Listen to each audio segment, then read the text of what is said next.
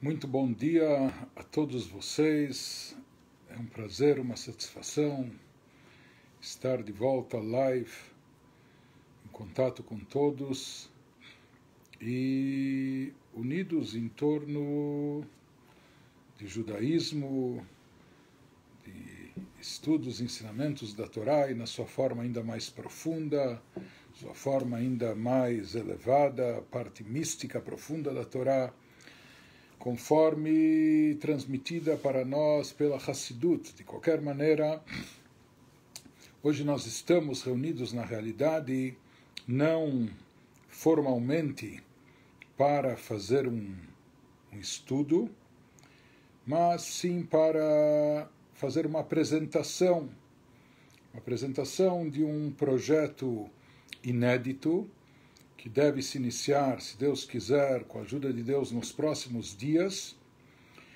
E é algo inédito pelo seu alcance, pela sua extensão, pela sua profundidade.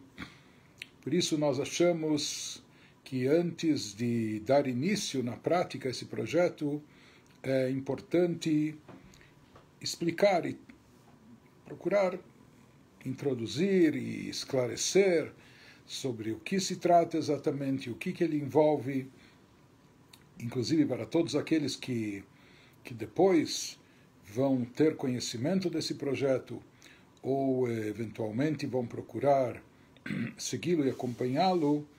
Eu até recomendaria enfaticamente que acompanhassem primeiro essa apresentação, para alinhar expectativas, para saber do que nós estamos tratando, o que envolve, e dessa forma poder extrair ao máximo não só informação, mas também orientação e enriquecer a sua vida, a sua existência com essa informação especial, agregar valor à nossa vida. Então, esse projeto que nós estaremos, se Deus quiser, embora iniciando, apesar de toda a complexidade ou de toda, não sei se dificuldade, mas, enfim, isso vai começar na data hebraica de 19 de Kislev, que vai ocorrer nesse próximo Shabat. Esse próximo Shabat, daqui a alguns dias, é a data de 19 de Kislev, e já vamos falar um pouco sobre o significado dessa data, que é conhecida também como Rosh Hashanah da Hassidut, o ano novo dos ensinamentos hassídicos, dos caminhos hassídicos, o ano novo da Hassidut.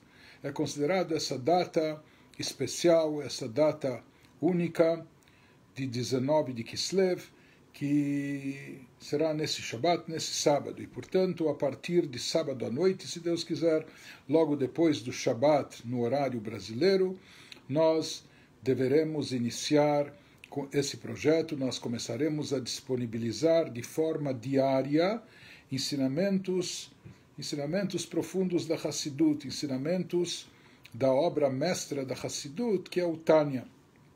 Então, na apresentação desse projeto de estudo do Tânia, eu imaginei que aqui seria apropriado, seria adequado, em primeiro lugar, nós explicarmos do que se trata, o que é esse livro Tânia, que talvez muitos já ouviram falar, muitos escutaram a respeito dele. E aqui a grande novidade desse projeto é que nós não vamos apenas falar sobre o Tânia, mencionar o Tânia, citar algumas passagens do Tânia. Aqui se trata literalmente de fazer uma imersão sobre o Tânia, de estudar de forma direta e de forma autêntica o texto em si, o original do Tânia. Palavra por palavra, frase por frase, capítulo após capítulo. Então, temos que, em primeiro lugar, entender, esclarecer o que é o Tânia, o que é essa obra, o que ela consiste, qual o seu papel, qual a sua importância dentro da vasta e extensa literatura judaica, literatura sagrada, quem foi o autor do Tânia, qual o seu papel na história. Depois também vamos falar de como surgiu e como foi elaborado esse projeto, ou seja, o que envolve esse projeto, etc. E por fim, gostaria de dar uma ênfase em especial, não somente a qual público-alvo, a quem é dirigido, porque acho que isso vai estar aberto e disponível a todos, mas acima de tudo tentar esclarecer qual a melhor maneira de fazer uso desse estudo, qual a melhor maneira de extrair algo, de aproveitar ao máximo aquilo que pode ser derivado desse estudo sagrado do Tânia. Então vamos começar pelo início. Então, o Tânia é um livro de autoria do Rabbi Shneur Zalman. Rabbi Shneur Zalman viveu há cerca de 250 anos atrás e ele é considerado a terceira geração do Hassidismo. Hassidismo, o movimento hassídico, surgiu através do Rabbi Israel Baal Shem Tov. Rabbi Israel Baal Shem Tov nasceu por volta do ano de 1700, viveu cerca de 70 anos, e Baal Shem Tov trouxe ao mundo a revelação desses ensinamentos profundos, ensinamentos místicos, mas de forma acessível. Muito da Hassidut nós encontramos já nos ensinamentos da Kabbalah, porém a Hassidut trouxe isso de forma acessível e até de forma prática para nós. Como um dos grandes rebes dizia, que alguns se equivocam, alguns imaginam que a Hassidut seria uma explicação da Kabbalah, e ele dizia que isso não procede. Na realidade, a Hassidut é a alma da Kabbalah, porque enquanto nós tomamos conhecimento de conceitos místicos, esotéricos, cabalísticos, mas na sua forma abstrata, então isso às vezes de tão elevado que permanece até um pouco vago, ou nós não interiorizamos, não captamos isso de forma profunda dentro do nosso ser, a ponto disso impactar a nossa mente, nossa mentalidade, os nossos sentimentos, nossas emoções, como também a nossa conduta prática, nossas decisões. Já a Hassidut, ela veio dar vida a todos esses ensinamentos da Kabbalah, aproximando-os de cada um de nós, de todos nós. Mas a Hassidut veio e trouxe a alegria no serviço a Deus, ou seja, resgatou uma série de conceitos que tinham se perdido no decorrer do Galut, com o longo exílio e diáspora que fomos submetidos depois da destruição do Beit HaMikdash, a importância da oração, a Dveikut, a conexão profunda e íntima com Deus, com o Criador, e o entusiasmo e a vibração no servir a Deus, a ênfase no amor ao próximo, enfim.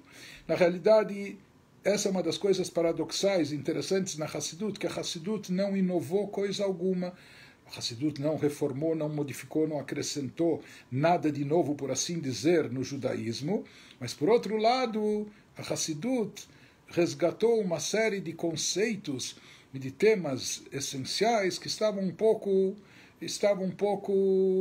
esquecidos, estavam um pouco encobertos, e veio a Hassidut e trouxe tudo isso à tona, e isso se constitui numa grande novidade, ou seja, isso acabou, e como nós vemos na prática, acabou se constituindo em algo essencial. Em todas essas últimas gerações, nesses últimos séculos, isso revitalizou o judaísmo de uma forma impressionante, como nós vemos até os dias de hoje, através dos vários grupos racídicos e centenas de milhares de pessoas, Baruch Hashem, que procuram seguir, cada um à sua forma, esses ensinamentos, implementando-os na sua vida. Então tudo começou com o Rabbi Israel Baal Shem Tov. O Baal Shem Tov, após o seu falecimento, ele deixou um aluno, um discípulo principal que acabou se tornando o seu sucessor, Rabbi Dov Ber de Mezrich, o chamado Magid de Mezrich, e diferente do Baal Shem Tov, que não deixou ensinamentos escritos, Tampouco Magid Mezritch, não temos dele também tratados, escritos, etc. A maior parte, isso também é algo curioso e interessante, a maior parte dos seus ensinamentos foram transmitidos de forma verbal para os alunos, como se falando que a palavra escrita não conseguia comportar toda a profundidade e o impacto das suas mensagens, ou talvez as palavras escritas fossem por demais frias e inanimadas para transmitir a força e a energia dos ensinamentos. Por isso esses ensinamentos do Baal Shem Tov, do Magid Mezritch, na maior parte, eles eram ensinamentos verbais, e uma pequena porção deles depois foram transcritos por alunos, por discípulos, e chegaram até nós. Já na terceira geração do Hassidismo, Rabbi Shneur Zalman era um dos diversos alunos. O Magid Mezritch teve dezenas de alunos e discípulos que depois cada um se tornou um rebbe, um mestre, um mentor hassídico espiritual em uma localização específica. E um deles, inclusive dos mais jovens alunos e discípulos do Magid Mezritch, foi o Rabbi Shneur Zalman, que era chamado pela cidade onde ele atuou, Rabbi Shneur Zalman de Liadi, originalmente. E Rabbi Shneur Zalman, ele se liga ao Magid Mezritch de forma direta ou adulta, ele não conheceu. Chegou a haver algum encontro dele quando criança, muito pequena, com Baal Shem Tov, mas ele vai conhecer aquele que se tornaria o seu grande mestre, o Magid Mezritch, quando ele está, por assim dizer, numa encruzilhada na vida, quando ele buscava algo a mais. Ele já era um gênio prodígio desde antes de idade de Bar Mitzvah, e tinha uma capacidade intelectual fenomenal, já havia terminado o estudo do Talmud algumas vezes e se aprofundado em diversas obras, e chegou um momento onde ele queria buscar uma orientação maior de algum mentor, de algum mestre, e ele tinha duas opções. Uma era seguir para Vilna, onde lá havia o Gaon de Vilna, havia um grande erudito conhecedor da Torá. Se falava que quem queria aprender bem a estudar a Torá, que tinha que procurar esse gênio Gaon de Vilna. E em Mezritch se falava que lá se aprende a rezar, a se orar de uma forma mais profunda. Se fala que o Alter Rebbe, ele pensou consigo mesmo, imaginou que estudar um pouco ele já sabia, modestamente falando, mas achou que alguma coisa ele já sabe estudar, ele já era um gênio, que estamos falando dele até antes de completar a idade de 20 anos, e ele decide ir para Mezritch, e lá ele se depara com o Magid e os seus ensinamentos profundos da Hassidut, e logo ele se liga a ele e vai permanecer com ele alguns anos, absorvendo os ensinamentos que o seu mestre tinha recebido do Baal Shem Tov, estava retransmitindo e acrescentando, etc. Mais tarde, o Alter Rebbe, Rabbi Shneur Zalman, ele acaba sendo o fundador do Hassidismo Chabad. Chabad é um acróstico que significa Chokhmah Binah Dat, traduzindo ao pé da letra, sabedoria, entendimento e conhecimento, sabedoria, compreensão e conhecimento, porque isso alude às três primeiras faculdades da alma, faculdades intelectuais, poderes intelectuais que nós temos.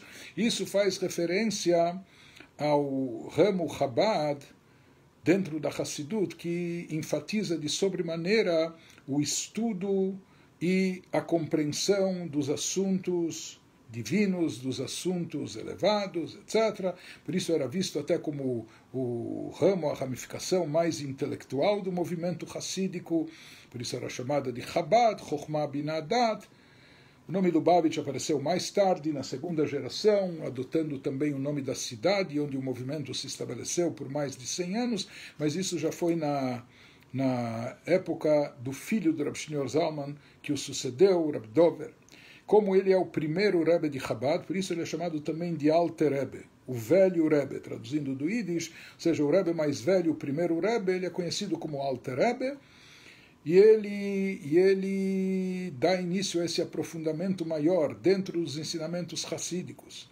E esses ensinamentos hassídicos que ele transmite, como é trazido nos nossos livros, e assim se fala que Zohi Torata Baal Shem Tov, esses são os ensinamentos do Baal Shem Tov, de forma mais aprofundada, de forma mais elaborada, de forma trabalhada, etc. Isso nos é trazido pelo Alter Rebbe, pelo Rav Shneur Zalman.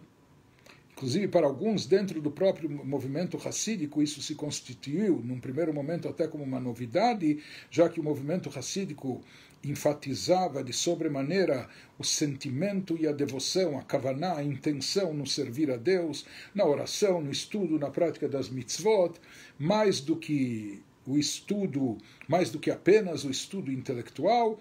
Veio o Alter Rebbe e falou, nós devemos ter as duas coisas. Ele deu uma ênfase, botou uma ênfase muito grande também no próprio estudo em si. E isso acabou colocando o Alter Rebbe numa posição de liderança dentro do próprio movimento hassídico. E por sua vez, o movimento hassídico, na época que surgiu e nessas primeiras gerações, sofreu uma oposição e uma contestação muito grande até dentro dos círculos judaicos, ortodoxos, religiosos, etc. Havia um receio de qual seria o objetivo desse movimento, ou o que há por trás disso.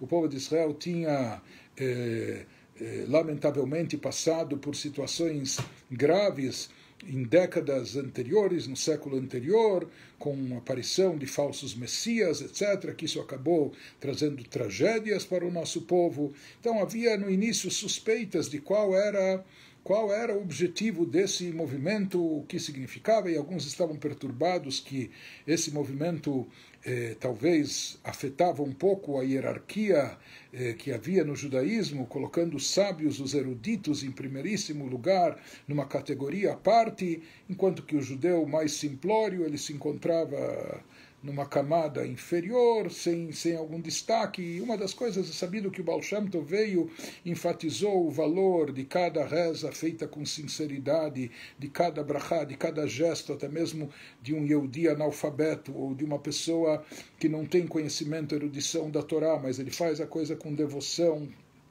com sentimento. Então existem inúmeras histórias do Baal Shem Tov sobre isso, o quanto ele dizia que muitas vezes isso tem uma força espiritual, tem um alcance maior do que aquilo que é realizado pelos eruditos, pelos grandes sábios, e essas colocações às vezes incomodavam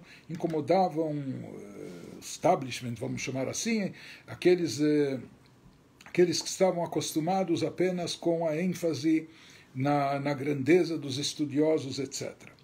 No final das contas, Rav Shneur Zalman acaba ocupando essa posição de liderança dentro do próprio movimento hassídico, e com isso ele se torna também alvo de críticas e contestações. Não só isso, também de perseguições graves que acabam levando até a falsas acusações que nasceram no seio da própria comunidade judaica.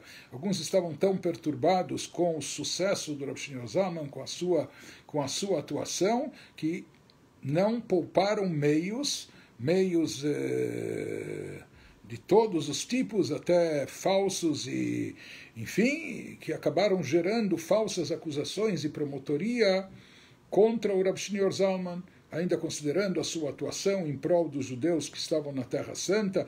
Ele era encarregado de arrecadar fundos para manter dezenas ou centenas de famílias que fizeram aliá na sua época, quando a vida em Israel era terrivelmente difícil e complexa, e eles dependiam desse apoio material que recebiam de fora. E quem coordenava essa campanha era o Rav Shneur Zalman, e houve até uma acusação contra ele, encaminhada para o governo czarista, como que ele estava conspirando junto com o governo otomano contra os czares, enfim. Isso acabou resultando até numa prisão.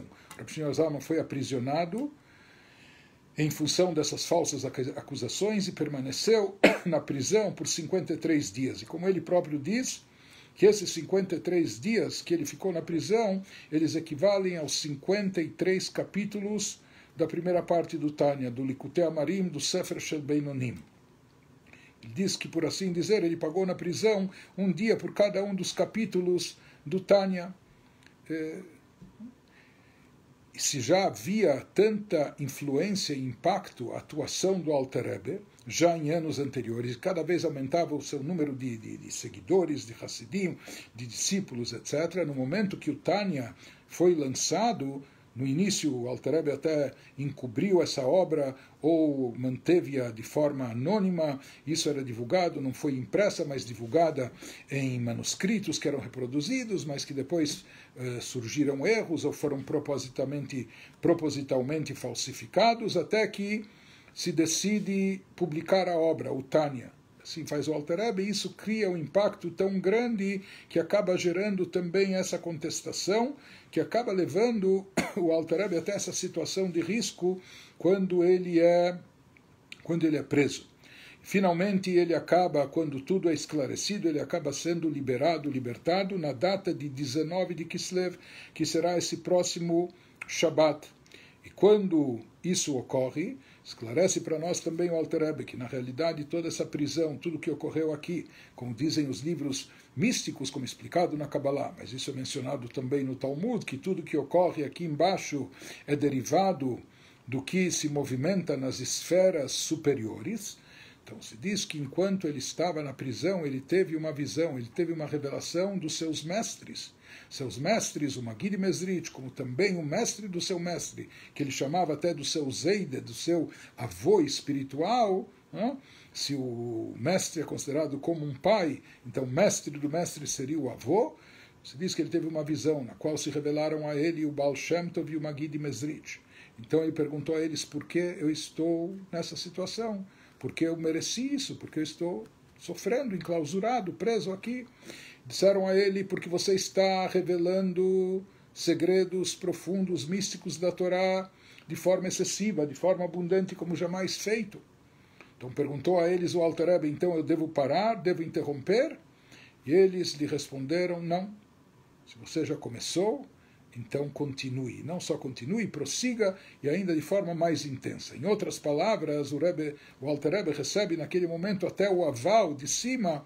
Explica aqui que esse percalço aqui embaixo, esse episódio das falsas acusações da prisão, isso que se materializou no mundo físico sob esses pretextos, na realidade, se fala que isso é derivado de algo que estava, de um debate que estava acontecendo nas esferas espirituais, se é plausível, se é viável revelar tantos segredos da Torá, partes tão profundas e sagradas da Torá, tornar isso acessível a qualquer um, ou tornar isso próximo de qualquer pessoa, mesmo aquela pessoa que talvez esteja despreparada, não só a nível intelectual, mas a nível espiritual. Talvez a pessoa não esteja apta ou merecedora de ter acesso a tamanho conhecimento, a tal tipo de informação. E por isso se fala que houve essa promotoria contra o Alter Rebbe, isso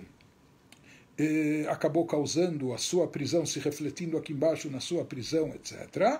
Mas também quando ele é libertado aqui embaixo, porque lá em cima ele foi liberado, porque lá em cima se deu razão à sua linha de conduta, a sua linha de ensinamento, ou seja, se aprovou essa disseminação dos ensinamentos profundos de uma forma detalhada, de uma forma minuciosa, de uma forma como Chabad, Chokhmah, Binah, Dat, de maneira compreensível, de maneira que possa ser entendida, que possa ser conhecida, captada até por cada um de nós através do nosso intelecto. Por isso, nesse momento, a data de 19 de Kislev se torna um divisor de águas e, de fato, depois que o Alter Rebbe é libertado da prisão em São Petersburgo, depois disso se inicia uma nova fase mais intensa na disseminação dos ensinamentos das mensagens hassídicas de forma mais detalhada, mais profunda, mais extensa. Só para ilustrar, quem conhece um pouco o estudo do Talmud, nós podemos dizer que os ensinamentos que haviam antes do Rav Shneur Zalman, antes do Alter Rebbe, como foram transmitidos pelo Baal Shem Tov, Magid Mezrit, isso equivale como a linguagem da Mishnah, que a Mishnah no Talmud tem tudo de forma abreviada, de forma resumida. Mas uma forma, às vezes, tão resumida que nem nós somos capazes de captar toda a profundidade que há por trás disso. Pois vieram Depois do encerramento da Mishnah vieram sábios da Gemara, os Emoraim, e durante séculos as mentes mais geniais do judaísmo se debruçaram sobre os textos da Mishnah e a partir disso elaboraram a Gemara, que a Gemara já é bem mais extensa, bem mais detalhada e ela analisa e se aprofunda em cada palavra e às vezes em cada letra na Mishnah. E daí disso surgiu o Talmud, que acaba se transformando na espinha dorsal do estudo e do conhecimento judaico. Da mesma forma que a Gemara representa toda essa expansão do estudo que se encontra na Mishnah, da mesma maneira o Alter Rebbe ele faz também com os ensinamentos de Chabad, detalhados, aprofundados, etc. Ele dá uma amplitude, uma profundidade muito maior a tudo aquilo que estava resumido em pequenos ensinamentos nas palavras do Baal Shem Tov ou do Magid Mezritch. Se a gente fosse falar do alcance, do poder, da grandeza dessa obra, a gente não terminaria. Nas palavras de Reb Levi Yitzhak de Berditchev, um outro discípulo do Magid Mezritch, muito próximo a ele, se diz que quando lhe chegou às mãos pela primeira vez o manuscrito do Tânia, quando ele viu o livro, ele exclamou no final, folheou, leu e etc. Ele falou, puxa, como ele conseguiu colocar um Deus tão grande num livro tão pequeno? Então, existem colocações inúmeras, se a gente fosse descrever a grandeza do Tânia, por isso o Tânia é uma obra mestra dentro do Hassidismo, é uma obra clássica, a gente não terminaria de falar, e o nosso tempo também é limitado, mas na realidade também nós temos uma tradição que o Alter Rebbe, quando escreveu, particularmente a primeira parte do Tânia, Sefer Shel Beinoni, o livro dos medianos para os medianos, etc., ele escreveu isso tomando em consideração conselhos que ele deu em inúmeras ocasiões para milhares, já eram dezenas de milhares de Hassidim, discípulos, alunos, pessoas que vinham buscar a sua orientação, seu conselho espiritual, etc. E ele sabia do que cada um precisava, quais eram as dificuldades, os obstáculos espirituais que cada um atravessava, e depois já na impossibilidade de receber a cada um per si em audiências particulares, então ele escreve e coloca tudo no papel, dizendo que através disso as pessoas vão encontrar as respostas. Se diz que ele embutiu no Tânia não só as respostas e conselhos para a sua geração, para aquela geração dos alunos, discípulos contemporâneos a ele, mas fala que o Alter Rebbe levou em consideração as almas de todos aqueles que iriam estudar o Tânia até o final dos tempos, até a vinda de Mashiach, e depois também. E nesse livro colocou orientações, mensagens, conselhos de ordem espiritual para tudo que necessita cada Yehudi, cada pessoa que for estudar essa obra, que ela possa encontrar as respostas necessárias para satisfazer sua alma, para levar a sua espiritualidade no caminho certo, para maximizá-la, etc. Então, no Tânia nós encontramos conselhos espirituais profundos e que são atemporais, se aplicam a todas as épocas, como nós dissemos. Os ensinamentos do Tânia estão fortemente associados à disseminação do Hassidismo, conforme dito para o Baal Shem Tov, que quando as suas fontes se espalhassem para fora, chegando por toda parte, então Mashiach iria poder chegar, então iria poder acontecer a revelação de Mashiach no nosso mundo. Por isso se fala que a propagação e divulgação dos ensinamentos do Baal Shem Tov, conforme eles constam no Tânia, sem dúvida alguma, é uma das coisas mais efetivas para agilizar, para aproximar a chegada de Mashiach. E por isso nós vemos que os nossos Rebes deram tanta ênfase sobre o estudo dessa obra. Essa obra que é uma obra densa, uma obra muito profunda, é uma obra que traz não só uma filosofia judaica, mas uma obra mística, esotérica. Nós temos no Tânia centenas, sem exagero, centenas de conceitos profundos da Kabbalah, que são explicados, que são elaborados, etc. Portanto, é uma obra de uma profundidade muito grande e, portanto, na realidade é um grande desafio nós transmitirmos, porque aqui não é só uma questão de idioma. Tânia está escrito em hebraico, idioma sagrado, mas mesmo para quem entende hebraico, de forma autodidata, uma pessoa não pode ler o Tânia, não vai conseguir sequer compreender, até de forma superficial, o que consta nesse livro, porque é um tipo de informação muito profunda, envolvendo conceitos abstratos, místicos, etc., que seguem uma linha única de exposição, né, dentro dessa obra. Então, na realidade, é um desafio muito grande tornar essa obra acessível, não só para pessoas que não falam hebraico ou não conhecem esse idioma, mas em função, às vezes, da falta de conhecimentos prévios ou dentro de conceitos místicos profundos, etc., que já existem no judaísmo. Então, cada um desses conceitos, para elaborar, para explicar, é algo muito delicado, etc.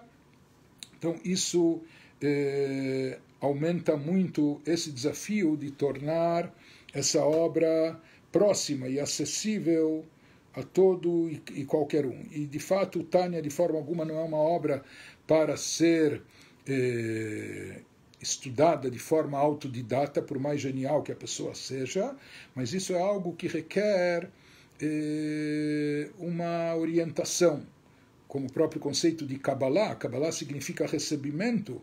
Então, os ensinamentos mais profundos, esses conceitos têm que ser recebidos de alguém, de uma autoridade espiritual que nos transmite esses conhecimentos. Isso não é algo que nós inovamos com a nossa mente, por mais genial que a pessoa possa imaginar que seja a sua mente, não é? Então, Kabbalah significa que esses ensinamentos têm que ser recebidos. O mesmo se aplica também sobre o Tânia, que requer, ele exige para ser entendido mesmo no seu lado básico e elementar, nós precisamos seguir os ensinamentos daqueles mestres que se aprofundaram, que compreenderam o sentido, o significado da obra, e eles nos retransmitem isso de forma que a gente possa se localizar e possa entender, possa saber do que se trata. Então isso é um pouco do que é o Tânia e o seu autor, o Rav Shneur Zalman. O Tânia é considerado a Torá escrita da Hassidut. Como os 5 livros da Torá, como o Pentateuco, no final o Tânia também acabou tendo 5 partes. E o Tânia é visto como uma obra de referência, a obra máxima dentro da Hassidut, e todos os outros discursos hassídicos, etc., estão baseados naquilo que consta de uma forma ou de outra no Tânia, de que é mencionado no Tânia, etc. Também como nossos mestres, nossos rebes diziam que, assim como o Chumash, o Pentateuco, 5 livros da Torá, até mesmo uma criança estuda, não é? Na escola judaica, no Heider, etc., e há o grande erudito que já estuda a Torá há dezenas de anos, ele também estuda o Chumash. E cada um estuda ao seu modo. Isso é uma fonte inesgotável, com uma profundidade infinita. Então, todo mundo estuda, mas cada um capta aquilo que, dentro da sua capacidade, ele é capaz de captar. Então, da mesma maneira, também, o Tânia, ele é estudado em todos os níveis, vários níveis, né?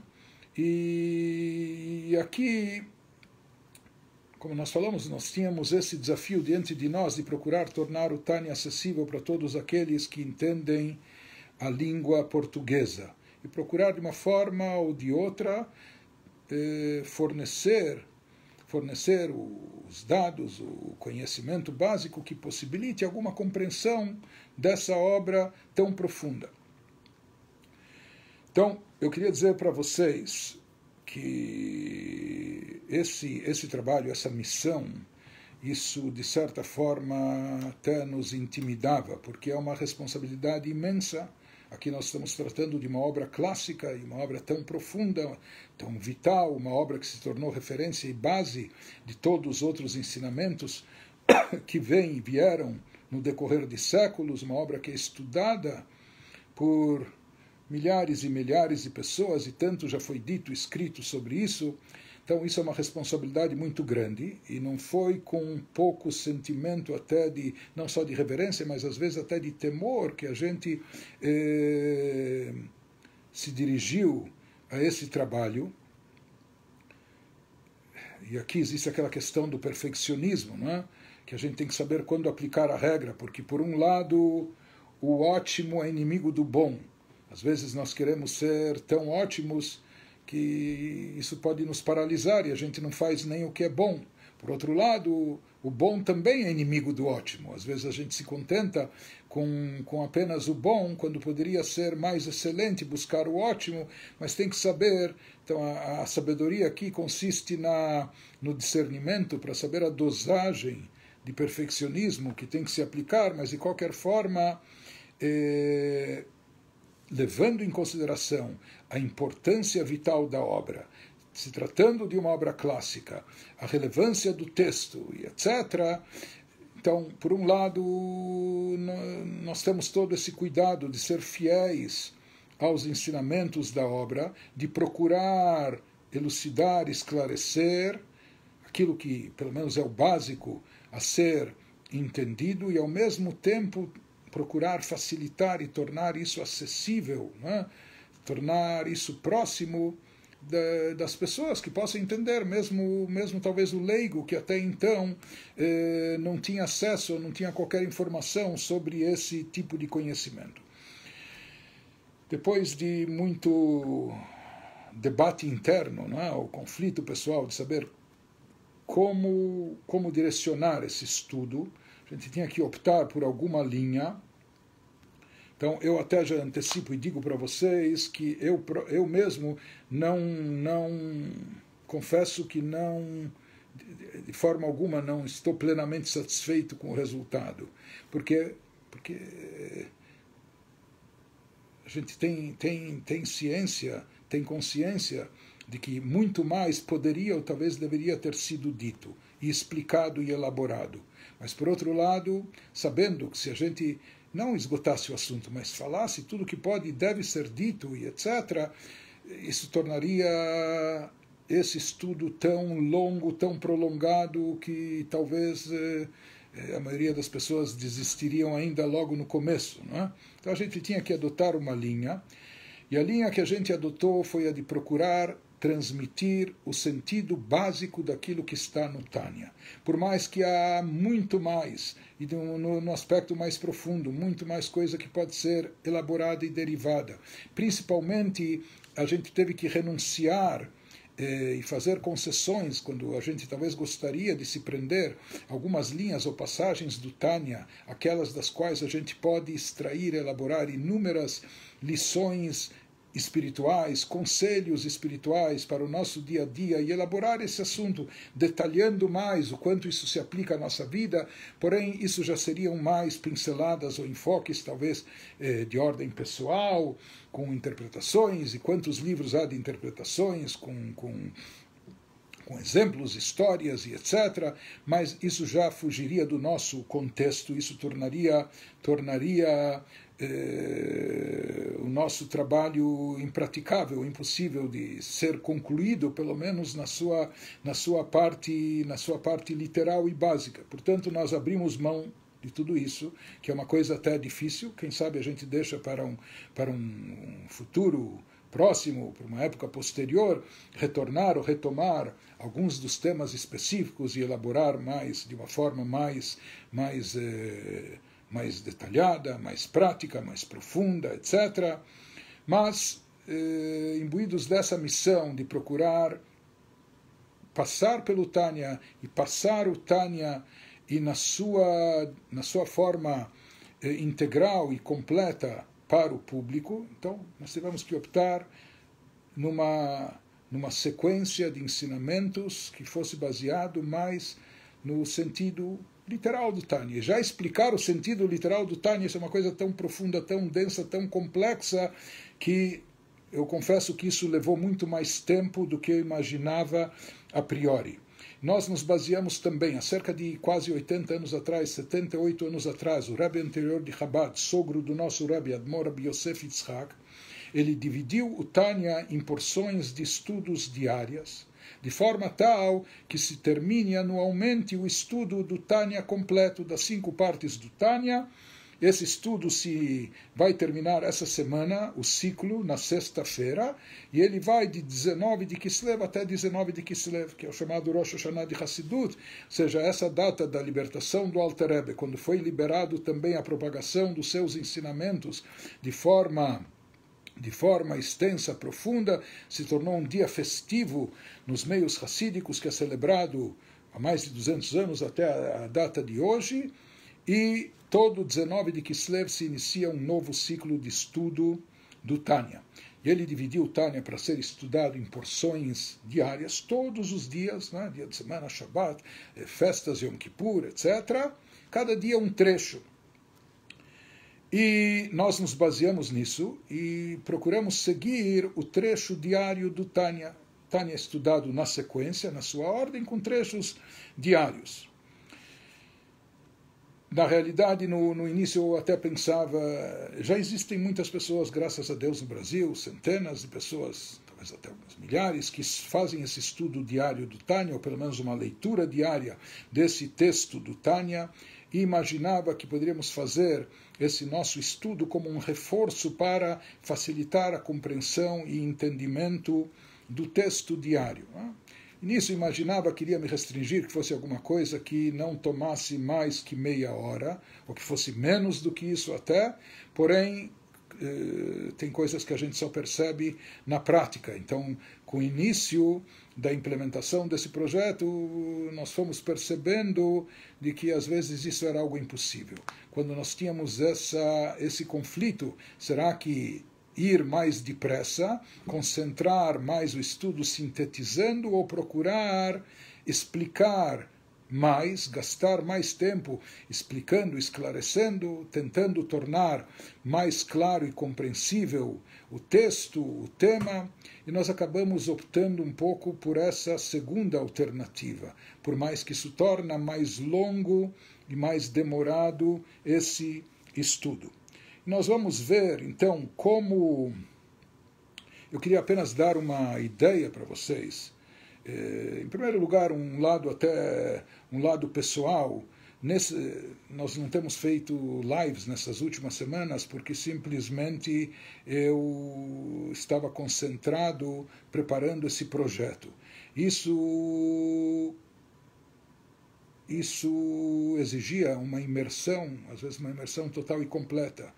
E às vezes, no mínimo, 3, 4 horas por dia de dedicação, de estudo e preparo e transmissão desses ensinamentos. Inclusive, particularmente para mim, é algo interessante, porque eu imagino que já são passados mais de 40 anos que eu saí da yeshiva, dos estudos na academia de estudo tradicional, etc., onde lá a gente estuda normalmente 10 horas por dia ou mais, até de Torá, Talmud, Hassidut, etc., mas desde então eu acho que eu nunca tive oportunidade de estar sentado estudando ou me dedicando aos livros como nesses últimos tempos, quando isso às vezes acabava envolvendo 6 horas por dia, etc. Então, isso exige um grande esforço e um grande empenho e um grande preparo.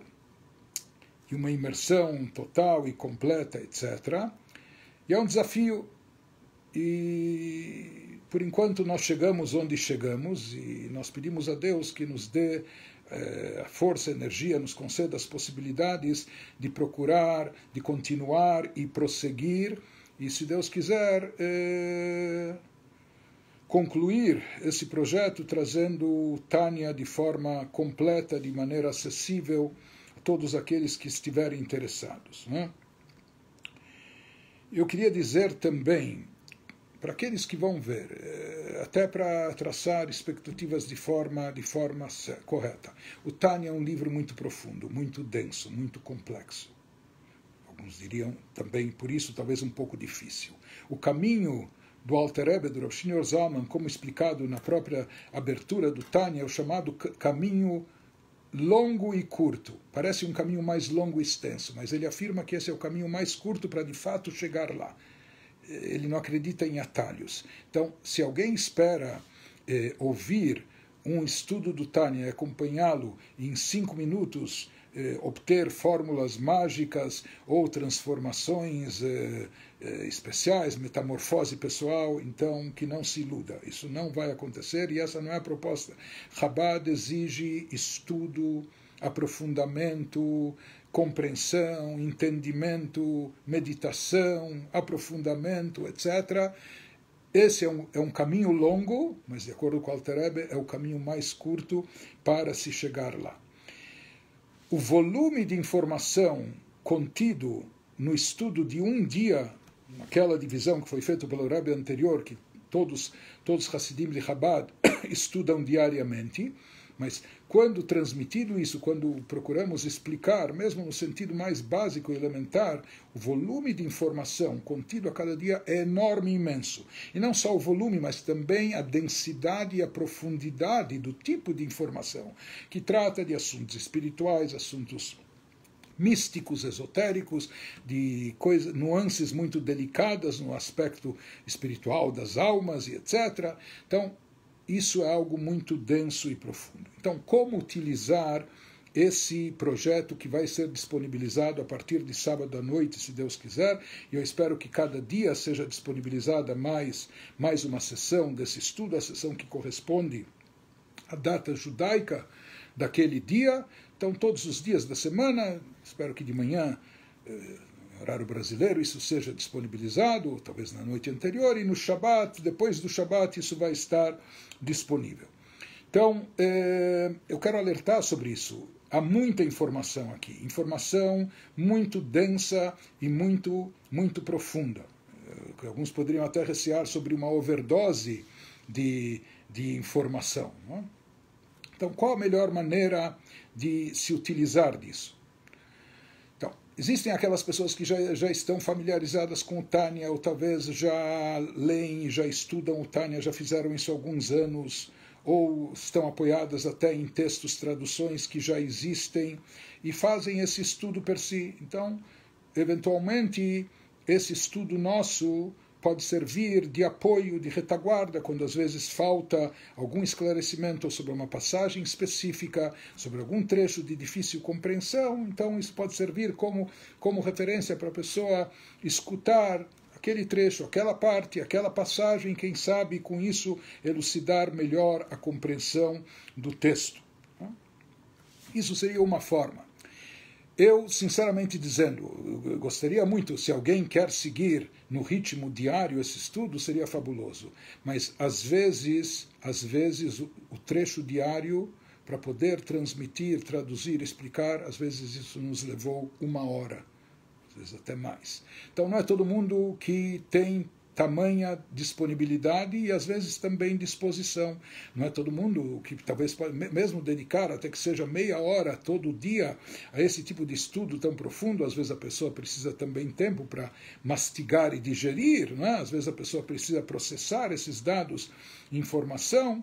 Então, talvez até para não forçar demais. Então, o estudo foi apresentado nesse formato, dividido nos trechos para serem estudados em cada data, em cada dia do calendário judaico.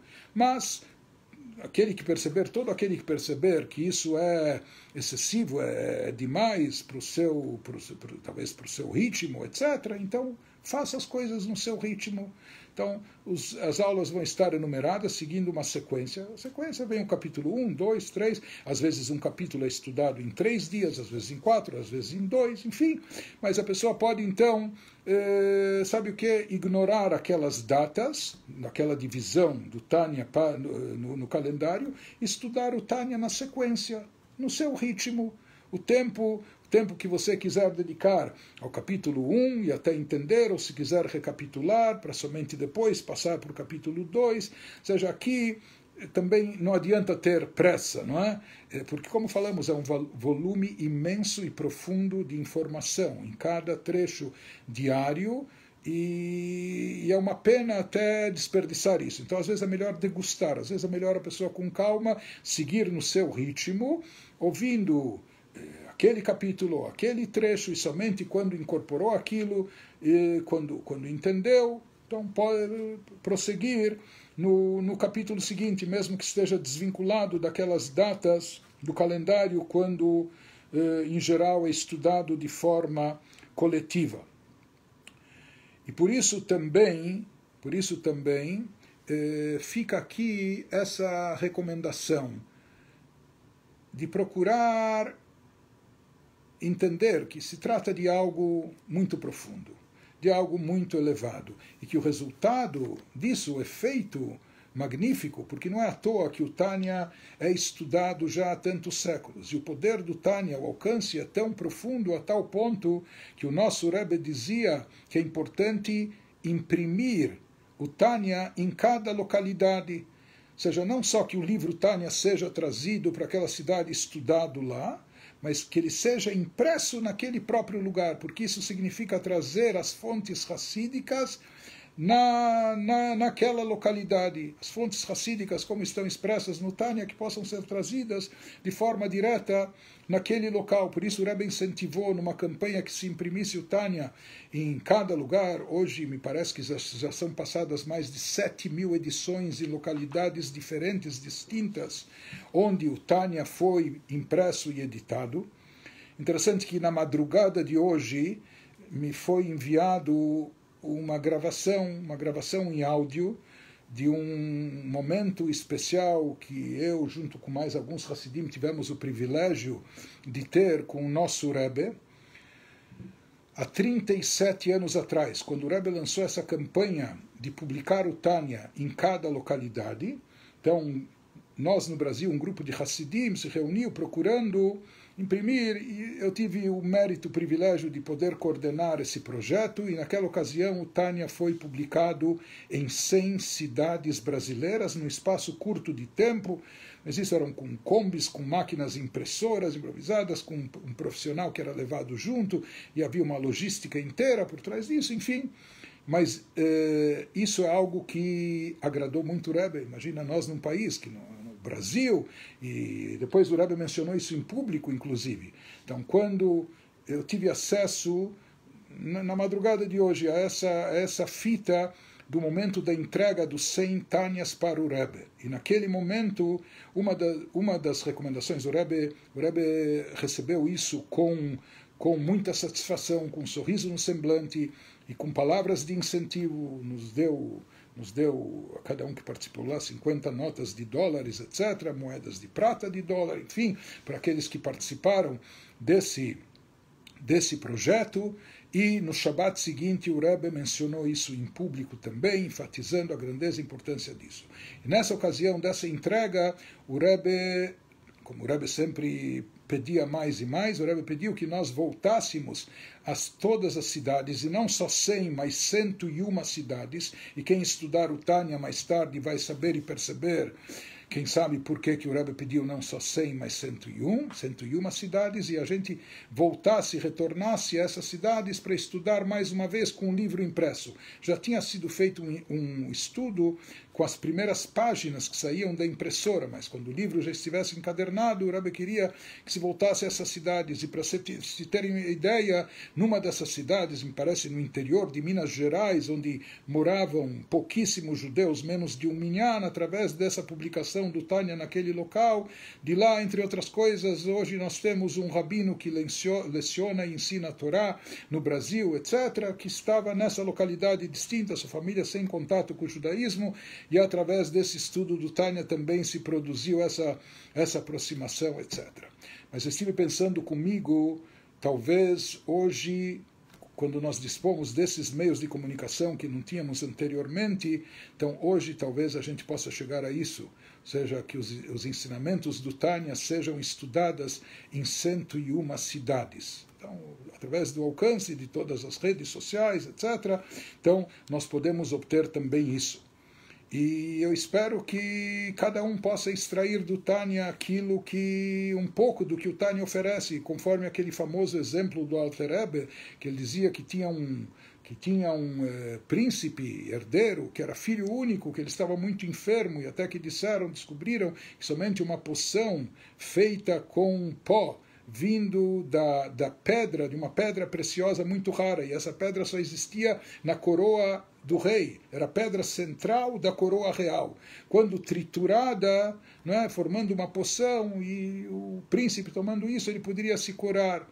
Então, outros hesitam, é a coroa real, etc., uma coisa tão sagrada, especial, mas o rei diz do que vale coroa se não tiver o príncipe. Então ele manda triturar a pedra, né, e se prepara essa poção, mas o filho estava tão debilitado que achavam que ele já não conseguia nem abrir a boca para ingerir. O rei diz, tudo bem, despejem isso sobre sua face, se apenas uma gota entrar, e esse exemplo foi dado pelo Alter Rebbe, basta uma gota para revivê-lo, para trazer vida a ele. Da mesma maneira ele dizia, esse é o poder dos ensinamentos racídicos. Então, se cada um captar uma gota desses ensinamentos, já vai perceber o quanto isso pode lhe trazer vida.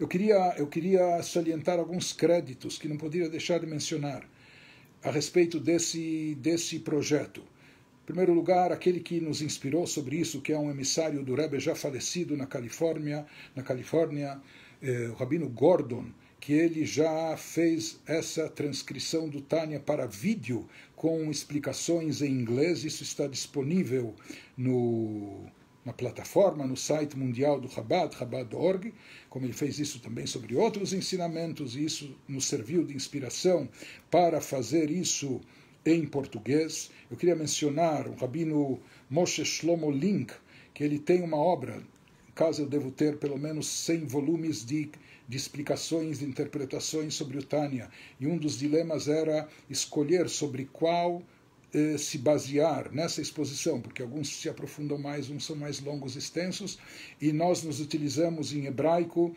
do comentário do Tânia chamado Hamaor Shebatorá, que as explicações que nós fornecemos estão baseadas nesses ensinamentos.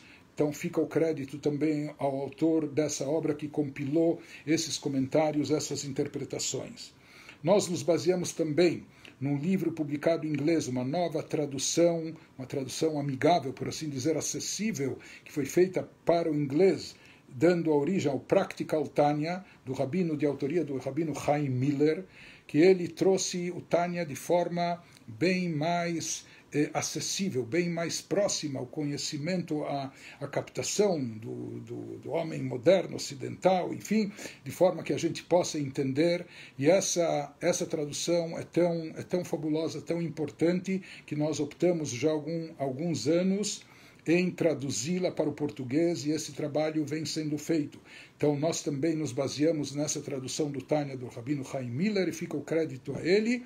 E por último e principal, a nossa tradutora para o português, Cláudia Caon, que já traduziu dezenas e dezenas de obras da editora do Kolel, do Bait, e principalmente a obra máxima que é o Chumash, a Torá, que foi traduzida com trechos de Rashi intercalados no comentário, no próprio texto. Isso deu uma nova visão e alcance para o estudo, inclusive de forma prazerosa, entendimento claro do Chumash, da Torá escrita. Então nós temos certeza absoluta que isso vai acontecer também com a Torá escrita da Hassidut, que é a obra do Tânia. Então ela está traduzindo dessa obra do Rabino Chaim Miller, dessa tradução atual do Rabino Chaim Miller, do Tânia, isso está sendo traduzido para o português, e nós teremos no futuro, espero que breve, também a publicação desse livro pela editora do Bait.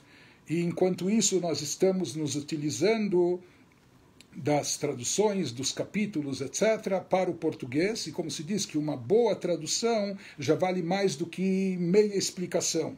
Então, uma boa tradução já serve como mais de metade de uma explicação. Isso realmente tem facilitado esse nosso projeto, esse nosso trabalho. Então, fica o crédito para todos.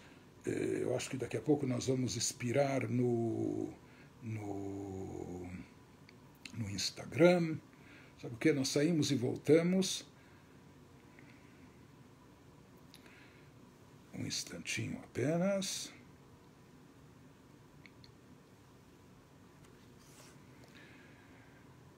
E falando em créditos, eu queria mencionar, talvez todo esse trabalho esse trabalho, por incrível que pareça, ele é feito em plena época de corona que a gente tem vivido, ou seja, justamente nesse período complexo, complicado de corona que a gente convive, justamente nessa época. Então, eu até diria, pensando bem, que não é apesar da corona que esse trabalho está sendo realizado, talvez até em função dela e por causa dela. Ou seja, uma vez que essas circunstâncias acabaram nos impondo recolhimento e menos locomoção e etc., e talvez isso, cada um de nós, de certa forma, teve que se reinventar nesse período, e talvez justamente isso que nos proporcionou essa disponibilidade de poder arcar, assumir com essa incumbência, com essa missão, com esse desafio de trazer o Tânia de forma explicada para todos de fala portuguesa. E mais do que isso, a nível até pessoal, eu diria que esse projeto envolve literalmente centenas de horas de estudo, de preparo, de transmissões, etc., não é? De estudo conjunto, e como eu falei, isso exige uma imersão muito grande, mas de certa forma isso também é um crédito, é um agradecimento pessoal meu para com o bom Deus, que me tirou, me salvou dessa corona, num estado de risco, etc., e, na verdade, depois disso é que nós assumimos também esse compromisso de procurar retribuir essa graça de alguma maneira, transmitindo ensinamentos da Torá, procurando abrir novos horizontes e tornar acessível esse conhecimento profundo da Torá, o número máximo de pessoas. Então, isso também nós assumimos como até um compromisso pessoal.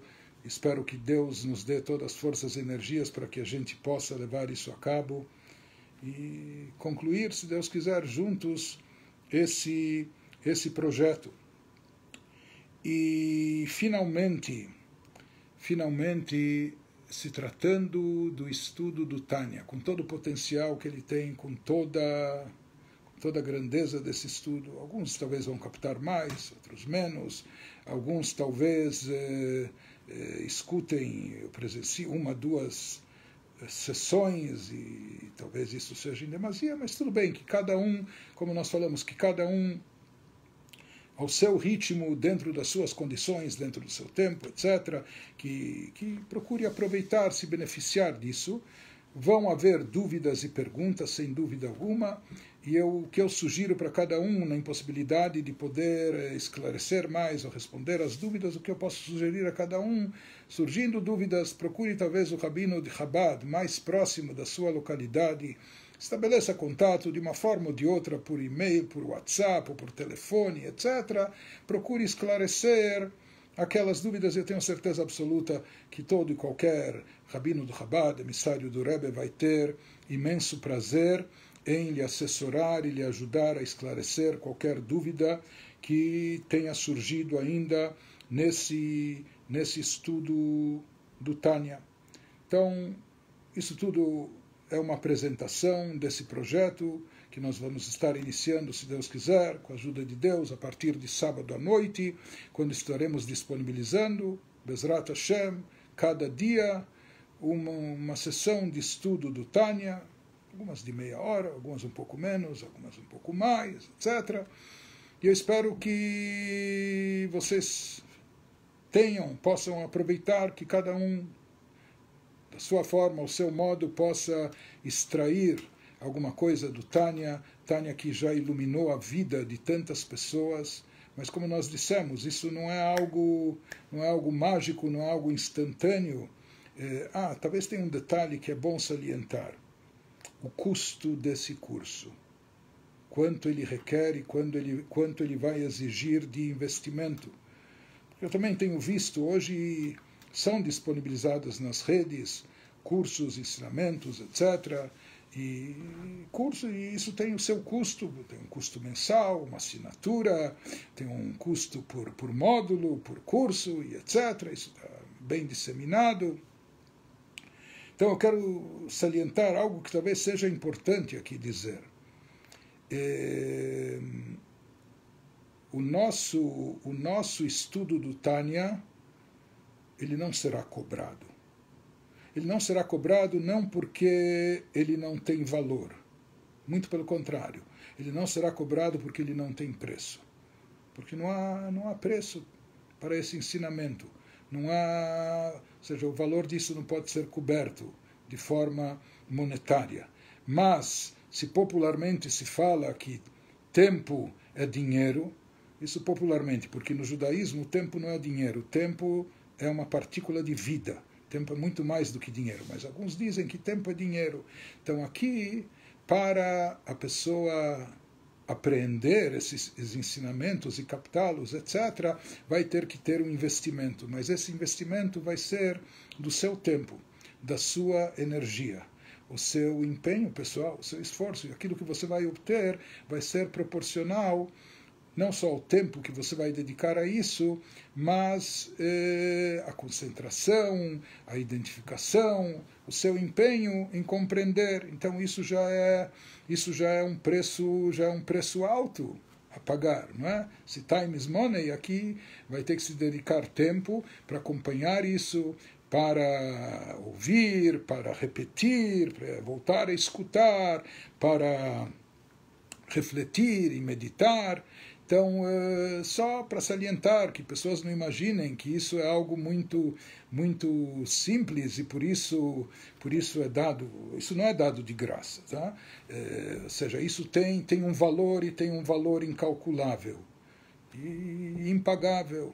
E se trata de algo, como nós falamos, de um acesso a um conhecimento de forma metódica, de forma sistemática, que no nosso caso isso vai ser oferecido até de forma diária, né, para quem quiser ou para quem puder, etc. Então, essa informação vai ficar totalmente disponível para que seja aproveitada ao máximo, porque aqui a única finalidade e objetivo realmente é propagar e divulgar os ensinamentos racídicos, conforme dito pela alma de Mashiach para o Baal Shem Tov, que quando esses ensinamentos se propagarem para fora, chegando ao máximo, então isso vai habilitar o mundo a receber o Mashiach, isso vai tornar o mundo preparado para a revelação de Mashiach. Eu queria só finalizar dizendo, o nosso Rebbe dava tanta ênfase à disseminação do Tânia, que num dos últimos pronunciamentos que nós tivemos o mérito, o privilégio de escutar do Rebbe há quase 30 anos atrás, num dos últimos pronunciamentos, um Shabbat, o Rebbe celebrou e comemorou. O que ele celebrou e comemorou? Uma edição especial do Tânia. Qual era essa edição especial do Tânia? O Rebbe celebrou quando surgiu a primeira edição do Tânia em Braille. O Rebbe celebrou isso. Eu não sei quantos deficientes visuais a gente tem dentro da comunidade, etc. Mas o Rebbe deu tanta importância a isso. Por quê? Porque através dessa edição inédita, nova, em Braille, isso abriu mais um caminho, abriu mais uma porta que estava fechada. Isso permitiu o acesso a mais um núcleo de pessoas que talvez de outra maneira não poderiam compreender o Tânia, não poderiam estudar o Tânia e ter acesso a esse conhecimento. Portanto, quando se abriu essa porta, então o Rebbe simplesmente comemorou e celebrou isso, porque com certeza isso aproxima e agiliza mais ainda a chegada de Mashiach. Então eu não tenho dúvida alguma também que com esse projeto, com esse estudo do Tânia que nós fazemos nas redes e compartilhamos e tornamos acessíveis, etc., com isso nós estamos abrindo uma porta, estabelecendo uma ponte de acesso que antes não estava disponível, que antes não estava aberto, e isso abre uma nova porta a inúmeras pessoas, a milhares de pessoas que acompanham, que seguem, etc. Então não tenho dúvida que isso também é mais um passo marcante na disseminação dos ensinamentos racídicos, visando também a aproximação dessa nova era, dessa época melhor para toda a humanidade, com a chegada de Mashiach, e nós esperamos que cada um de nós possa aproveitar o máximo, extrair aquilo que é possível do Tânia, isso é um manancial inesgotável, e aproveitar desse conhecimento aplicando na sua vida. Para alguns que ainda não estão familiarizados com a linguagem do Tânia, com os conceitos místicos, no começo pode parecer muito difícil e complicado, e eu não nego que até possa ser um pouco, ou parecer, mas com a perseverança, ou se dispondo a continuar a entender, cada vez mais nós vamos descobrindo novos aspectos e também vamos ficando mais capacitados de apreciar a riqueza desses ensinamentos e extrair de lá orientações práticas para a nossa vida. Então, eu agradeço a atenção de todos vocês e, se Deus quiser, a partir de sábado à noite, nós teremos esse estudo disponível, Bezrat Hashem, de forma diária, acessível a todos. Eu espero que isso seja um prelúdio, um anúncio daquela época final, quando está escrito, quando Mashiach chegar, o Mala'ah ha'aretz de'ayet Hashem kamaim leyam mechassim, o que vai caracterizar essa época, esse momento que a terra estará repleta de conhecimento de Deus, como as águas que cobrem os oceanos. Então aqui também, que através desse estudo a gente possa expandir e propagar mais ainda todo esse conhecimento, de forma que ele se alastre, se multiplique, isso já seja um anúncio próximo da vinda de Mashiach, que ocorra muito em breve nos nossos dias. Até a próxima, se Deus quiser. Tudo de bom a todos vocês. Obrigado.